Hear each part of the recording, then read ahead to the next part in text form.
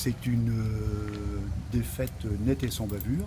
Ça veut dire qu'il n'y a pas à regretter quoi que ce soit. Moi, je suis fier de ce que l'équipe que j'ai conduite pendant 19 ans et 3 mois a fait. Et des projets qui sont pour certains terminés, pour d'autres en cours, pour d'autres vont démarrer. Et donc je souhaite bon vent à l'équipe qui vient de remporter ces élections municipales de 2020 pour se mettre en ordre de marche et préparer les travaux qui suivront à la fin de ce mandat et au début du mandat prochain. Pour ce qui me concerne,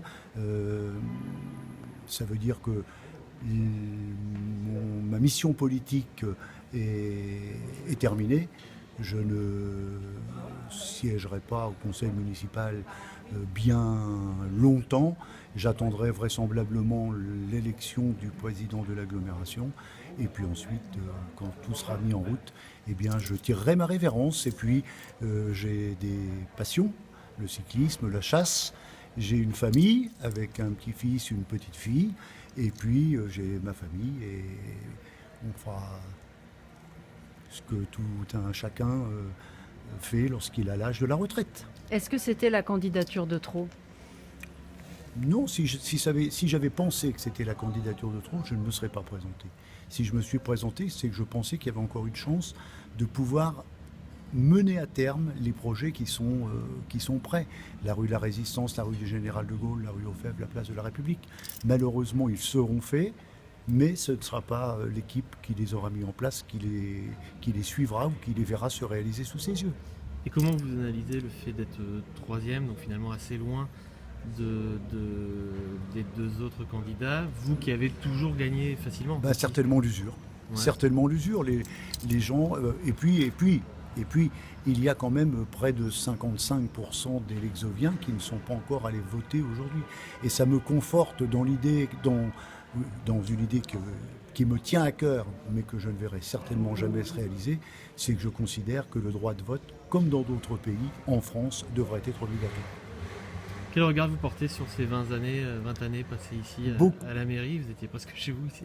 Beaucoup de fierté, beaucoup de chance d'avoir à travailler avec des équipes qui étaient toujours au service, toujours à vouloir vous simplifier la tâche, toujours à vouloir vous aider, toujours à vous soulager lorsqu'il y avait des moments difficiles à traverser. Et donc, mon grand merci, c'est à toute l'équipe de direction, à l'ensemble des agents de la ville avec lesquels j'ai toujours entretenu d'excellentes relations, autres que professionnelles parfois. La politique, c'est vraiment terminé après ? À la politique, ce soir, c'est fini. Le conseil départemental, j'irai jusqu'au bout du mandat, puisque ce serait normalement pour le mois de mars prochain. Donc ce serait assez léger de laisser tomber à 5 ou 6 mois de l'échéance.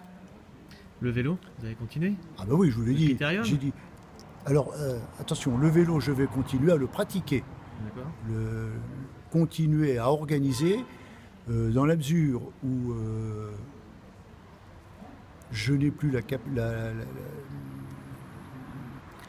comment dire, je ne mène plus de pair ce que je fais depuis un certain nombre d'années, depuis pour le VCL depuis 1977, le tandem VCL-Ville depuis 2001.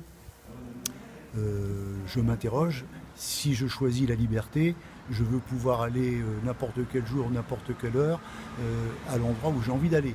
Donc j'ai pas besoin, ça veut dire que j'ai pas envie d'avoir trop de contraintes. Et que si quelqu'un, d'ici la fin de la saison actuelle, se fait sentir pour prendre le relais, je le passerai volontiers. Y compris donc au VCL. Oui, c'est du VCL dont je parle. C'est du VCL dont je parle. D'accord.